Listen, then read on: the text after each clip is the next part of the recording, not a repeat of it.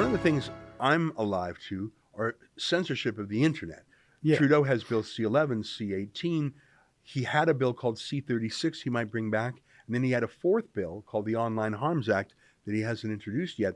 That's, if I'm counting right, that's 4 different proposed laws to censor the internet. It's more than he has on any other subject. Absolutely. And I don't know if that will affect you, but it'll certainly affect us as online journalists. What are your thoughts? Have you looked at the legislation, C-11, C-18? Oh, yeah. Do you have thoughts on it? Absolutely. Speaking about censorship, I was censor on social media last year. On Twitter, I was shadow banned there. Now it's okay with the new owner of Twitter. You can have debates on Twitter. But what they're doing, these radical leftists, they don't want to have any debates. And so the only way to control the population is to censor, and doing censorship like they're doing right now, with Jordan Peterson.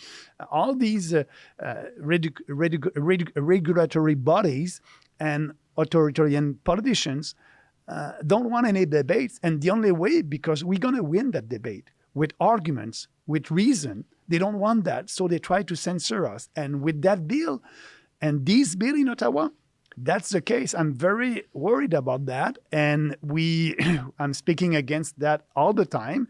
And everybody must be able to say what they want. You have the right to insult me.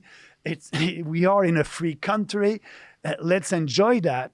And the best one will win if you have both arguments, the left and the right. And that was not the case during COVID-19. They shadow ban everybody that were not in line with the narrative. And these bills are very dangerous for democracy. Just like there was silence when you were arrested in the lockdowns, there's so much silence about this censorship because so many of the media are in on it. Oh, yeah. I think that 20 years ago, or even 10 years ago, you would have seen a lot of journalists being against this. But because so many of them are on the government media payroll, because so many news companies take huge handouts from the government, I think they've been tamed. I think they've been colonized. There's maybe 5 voices in the mainstream media against it. There would have been 50 or 500 10 years ago.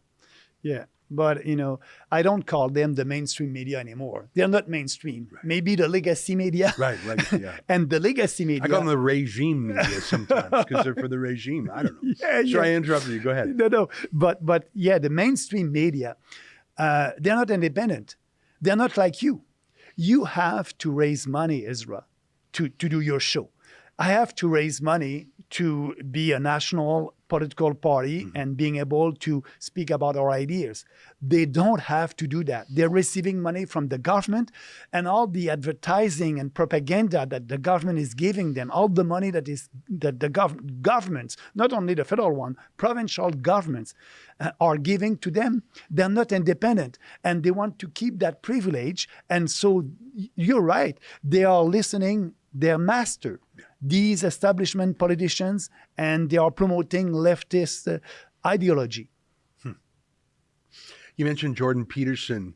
I understand that's why you were in town today. There was a protest in support of him. Talk a little bit about him. And you've been interviewed by him, am I right? Yeah, absolutely. What do you think of Jordan Peterson? He started in Toronto with his own fights, but he's really become a global figure, hasn't he? Oh, absolutely. Absolutely. And, it was at the last election, I did an interview with him, and a deep interview, about maybe 1 hour and 15 minutes, something like that. I really appreciate it. He was asking the tough questions, and that was important for me to be there and to answer these questions. And, he's a leader. He has a vision for his country, and, he wants to help us, Canadians, and other people to be successful. And now what is happening to him? They try to silence him. They don't want his voice out there because they cannot compete with that. with arguments, with reason.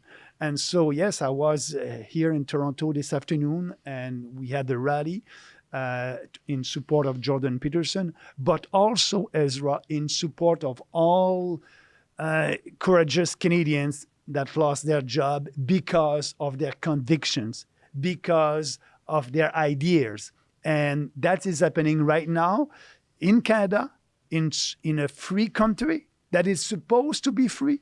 So I don't like that. It's very dangerous. And you know, I will always there to support people who promote our Charter of Rights. Mm-hmm. It'll be interesting to see if any mainstream or legacy media outlets cover the protest today. We had a Rebel News reporter down there, David Menzies, and I saw some of the footage. It looked exciting. There was lots of police presence. It'll be interesting to see what the CBC or the Globe and Mail says, if they were even there. I didn't. I was there. I didn't see them. They don't want to cover the other side of the story, like you're doing. That's our motto, like you're doing. But more and more people are listening to you, to the independent media, and that's a good news. So we'll see. But I believe that they picked the wrong guy doing that fight against Jordan Peterson. Yeah. And I believe that will help the freedom movement, because I believe that Mr. Peterson will fight and will sue them. And because of that the challenge that we have in Canada with our freedom of expression, now more people understand and more people know that this country is not free anymore. That's an excerpt from my show every night. It's called The Ezra Levant Show. That's me, Ezra Levant. You can see the whole thing behind our paywall. Well, there's a lot of goodies behind there. I do a show every weeknight. My friends Sheila Gunn-Reid and David Menzies and Nat and Kat have their shows too. You get a ton of content for just $8 a month. There's so much in there you won't find anywhere else. Go to rebelnewsplus.com.